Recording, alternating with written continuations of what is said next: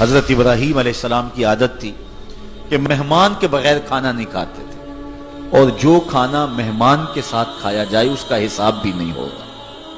ساری زندگی یہ ان کا معمول رہا ہے۔ ایک دن بھوک لگی، گھر والوں کو کھانا پکانے کا کہا اور خود مہمان ڈھونڈنے نکلے۔ ایک شخص کو جو کہ بوڑھا تھا لے آئے، دسترخوان پہ بٹھایا، کھانا جب لگ گیا تو اس کو کہا اللہ کا نام لے کے شروع کرو۔ اس نے کہا میں تو اللہ کو نہیں مانتا۔ آپ نے فرمایا کہ میں تیرے سے کوئی ربط، رشتہ اور تعلق نہیں رکھتا، اللہ ہی کے نام پہ تجھے کھلا رہا ہوں، تو میرے رب کا نام تجھے کم از کم لینا چاہیے۔ اس نے کہا میں تو بتوں کا پجاری ہوں اور روٹی کے چند ٹکڑوں کے لیے اپنے بتوں سے بے وفائی نہیں کر سکتا۔ حضرت ابراہیم علیہ السلام بولے جب تو اتنا غیرت مند ہے کہ میرے رب کا نام نہیں لیتا اور اپنے بتوں سے بے وفائی نہیں کر سکتا، تو پھر میرا بھی تو کیا لگتا ہے، اگر میرے رب کو نہیں مانتا تو میں تو کھانا اس رب کے نام پہ کھلاؤں گا، کھاتا ہے تو ٹھیک، نہیں تو تیری مرضی۔ وہ حضرت ابراہیم علیہ السلام کے دسترخوان سے اٹھ کے چلتا بنا، وہ گیا تو جبریل امین حاضر ہو گئے، سلام دیا، سندیسہ سنایا۔ رب کہتا ہے اے میرے خلیل، تو نے میرا ایک بندہ ناراض کر دیا۔ یا اللہ، وہ تیرا بندہ تھا؟ وہ تو تیرا نام لینا گوارا نہیں کرتا تھا، اور تو فرما رہا ہے کہ وہ میرا بندہ تھا۔ ارشاد ہوا ابراہیم بتاؤ اس کی عمر کتنی ہوگی؟ یا اللہ 80 سال کے قریب ہو۔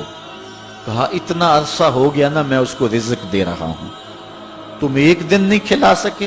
اب حضرت ابراہیم اس کو ڈھونڈ رہے ہیں، وہ دور پہاڑ پہ جا چکا ہے۔ اس کے قریب پہنچے، کہا میاں کھانا ٹھنڈا ہو رہا ہے، جلدی آؤ۔ اس نے کہا ایک شرط ہے، تمہارے رب کا نام نہیں لوں گا۔ کہا نہ لینا آؤ۔ تو کہنے لگا لہجے میں اتنا گداز، اتنی نرمی کیسے آ گئی؟ تم تو کہتے تھے رب کے نام کے علاوہ کھلاؤں گا نہیں۔ کہا کہ اسی رب کا ہی تو پیغام آیا ہے کہ میں بھی اس کو دے رہا ہوں۔ اس نے کہا اگر تیرا رب اتنا اچھا ہے تو کھانا بعد میں کھائیں گے، پہلے اس کا غلام بنا لے مجھ کو۔ تو وہ رب ہے سب کا، ہمارا حق ہے کہ ہم اس کی پوجا کریں۔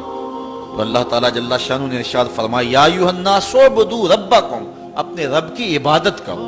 ایک تو وہ تمہارا رب ہے، اور پھر الذی خلقکم، اس نے تمہیں پیدا بھی کیا ہے۔ توجہ چاہوں گا، کتنی شان ہے کہ اس نے تخلیق بھی کیا اور پھر اس نے تمہاری تربیت بھی کی۔ جو تخلیق بھی کرے اور تمہاری تربیت بھی کرے، کیا اس کا حق نہیں ہے کہ اس کے حضور سجدہ ریزیاں کی جائیں؟ ساری زندگی انسان ماں کی خدمت کرتا رہے تو بتاؤ ماں کی خدمتوں کا بدلہ دے سکتا ہے؟ ماں کے پیار کا صلہ دے سکتا ہے؟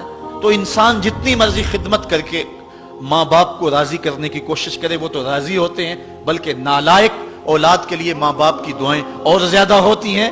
تو انسان ان کی خدمت کا حق نہیں دے سکتا۔ ماں باپ کے اتنے حق کیوں ہیں؟ اس لیے کہ ماں نے بیٹے کو جنم دیا، جس نے جنم دیا ہے اس کے اتنے حق ہیں، تو جس رب نے خلق کیا ہے اس کے کتنے حق ہوں گے؟ جس نے تخلیق کیا ہے، دستے قدرت سے بنایا ہے، تو پھر اس کے کتنے حق ہوں گے؟ تو مجھے بتائیے اس شخص سے بڑا بدبخت کوئی ہو سکتا ہے جو اللہ کے حضور سجدہ ریزی نہیں کرتا؟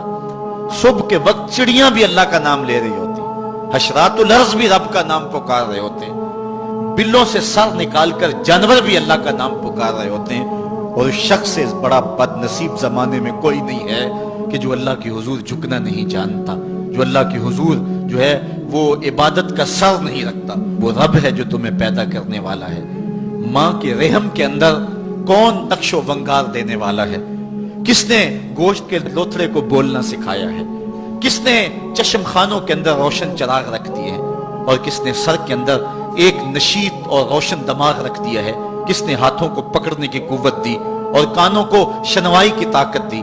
اور کس نے جو ہے وہ سونگھنے کی قوت اور قوت شامہ ناک کے نتنوں کے اندر رکھ دی؟ کون ہے جو ٹانگوں میں زور پیدا کرتا ہے؟ کون ہے جس نے چھاتی کو طاقت دی؟ کون ہے جس نے انسانیت کو احسن تقویم بنایا؟ انسان، کیا تیرا حق ہے کہ مسجد کے قریب سے تو گزر جائے اور اللہ کا نمائندہ پکار رہا ہو حی علی الصلاۃ حی علی الفلاح، آجا نیکی کی طرف، آجا نماز کی طرف، اور تو جو ہے وہ اس کو سننے کے باوجود گزر جائے؟ ایسا ہو سکتا ہے کہ تو اس کے حضور آئے نہ، حاضر ہی نہ ہو؟ یہ بد نصیبی نہیں تو اور کیا ہے؟ اللہ تعالیٰ جل شانہ ہمیں اپنی عبادت کی توفیق نصیب فرمائے۔